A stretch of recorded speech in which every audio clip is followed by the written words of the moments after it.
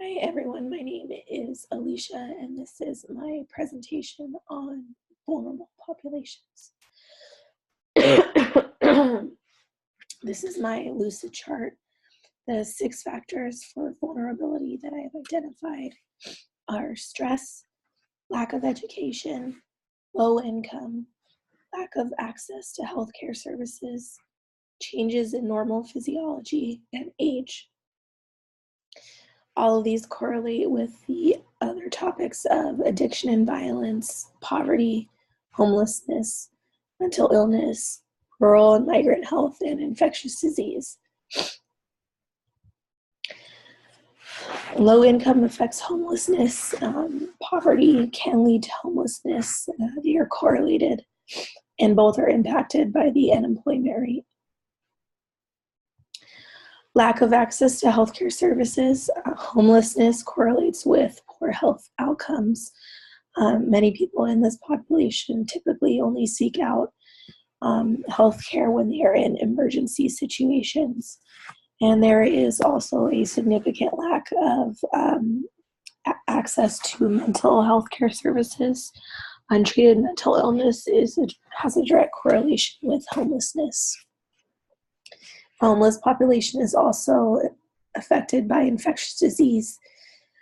The population is at a much higher risk for contracting infectious diseases due to lack of preventive healthcare services and unsanitary, harsh conditions. Low income is a contributing factor to poverty. A lot of the population living in poverty is underemployed, or they work at high-risk jobs that don't pay well. Most of these people require assistance from government programs for food and such. There's also a lack of education that correlates with poverty.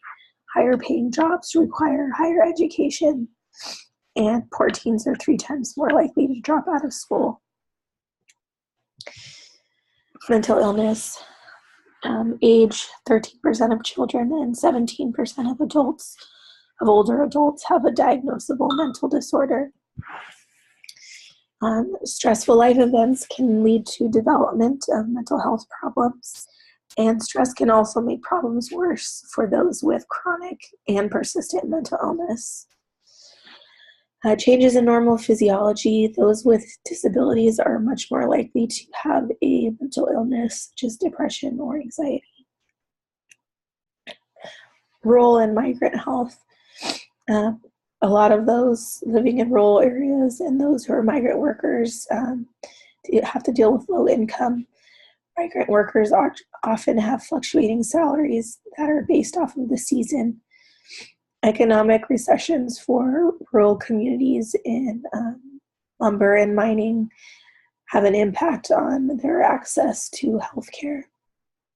And both of these groups are often underinsured or have a complete lack of insurance.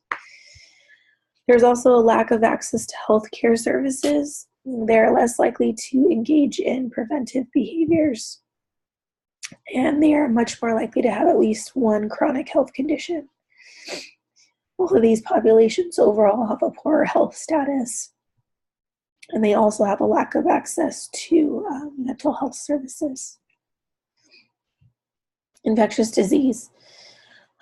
Children and the elderly are more susceptible to infectious diseases based on their immune status. Those with disabilities or chronic health conditions are also more susceptible to infectious diseases.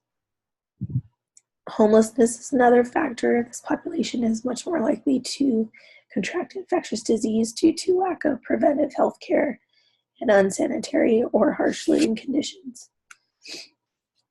Addiction.